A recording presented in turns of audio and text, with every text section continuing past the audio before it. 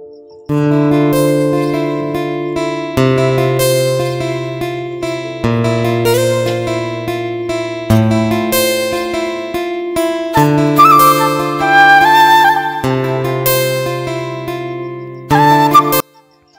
সকাল আমার প্রিয় বন্ধুরা, তোমরা সবাই কেমন আছো? আশা করছি তোমরা সবাই খুব ভালো আছো।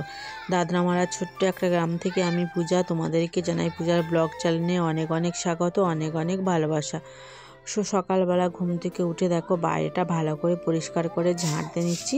এটা প্রতিদিনের কাজ। ঘুম থেকে উঠে প্রথম আগে বাইরেটা পরিষ্কার করে ঝাঁট দিয়ে নিচ্ছি।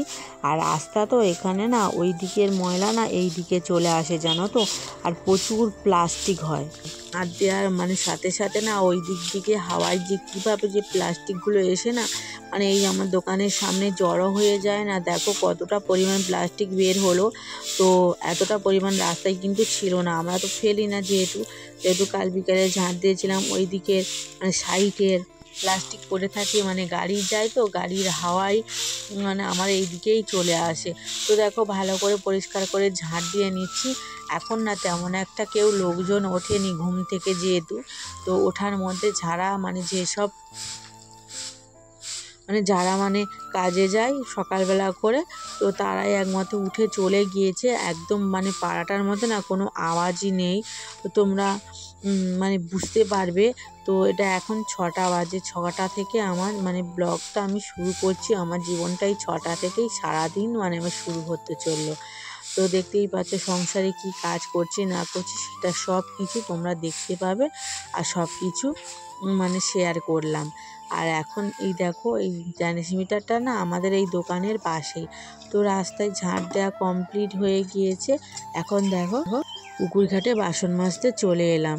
তো রাস্তায় বসে বাসনটা মেজে নিয়েছিলাম, আর তারপর পুকুর ঘাটে এসে দেখো বাসনগুলো ধুয়ে নিচ্ছি। আর এই পুকুরের জলটা না খারাপ হয়ে গিয়েছে, কেমন একটা কালো কালো ধরনের জানো তো। আর কলের জল যেহেতু অনেকটা দূর থেকে আনতে হয়, কলে ধোয়া সম্ভব না। তো তাও আমরা এখান থেকে ধুয়ে নিই, পরে যখন কলের জল আনি তখন কলের জল দিয়ে আবারও সেটা ধুয়ে নিতে হয়। আর আমি যে চাদরটা দেখো গায়ে দিয়ে আছি, এটা হলুদ চাদর, ছোট জানো তো, গায়ে থেকে বারবার নেমে যাচ্ছে।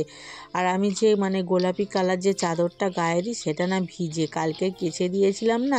আর এভাবে মেঘলা মেঘলা ওয়েদার, রোদ নেই, তো এর জন্য না শুকনো হয়নি। এখানে দেখো কিছু ছোট ছোট কাস্টমাররা খাবার কিনতে চলে এসছে।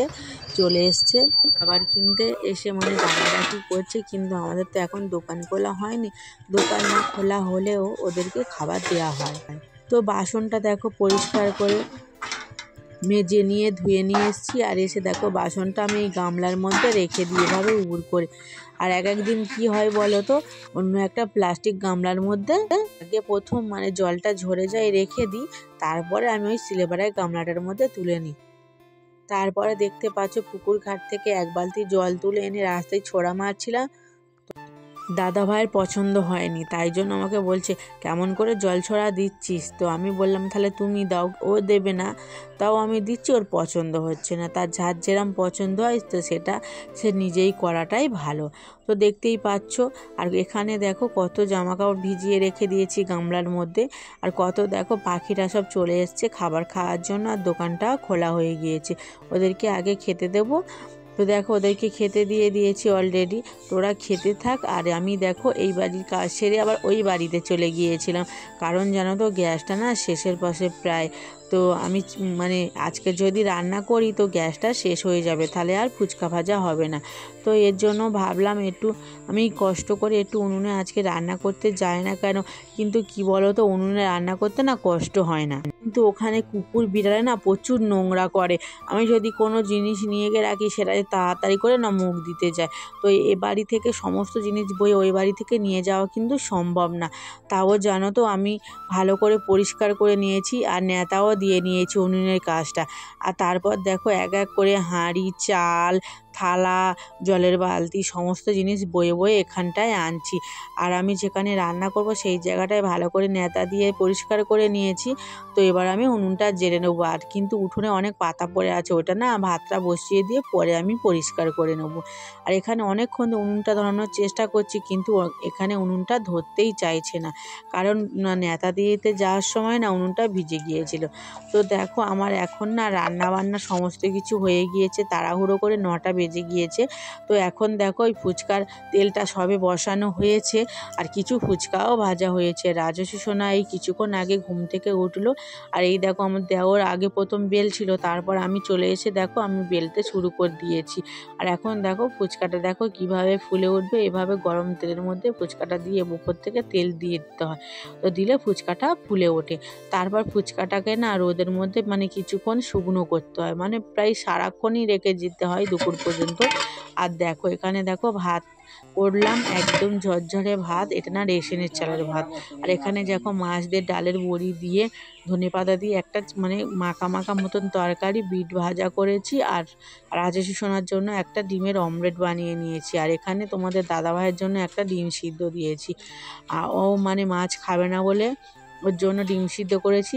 যেহেতু মাছ আছে 4 জনের জন্য 4 পিস, তাও আমি 2টো ডিম সিদ্ধ, একটা ডিম সিদ্ধ একটা ডিমের পোচ করে রেখেছি। আর এখানে দেখো রাজস্বী সোনা একটু খেলা করছে, তারপরে ওকে খাইয়ে দিলে ও স্কুলে চলে যাবে। দেখো এখানে দেখো সমস্ত জামা কাপড়গুলো কেচে আনলাম আর এনে তারার মধ্যে মেলে দিয়েছি। সোনামা স্কুলে চলে গিয়েছে, ওর বাবা দিতে গিয়েছে, এখন ওর বাবা বাজার থেকে আসেনি।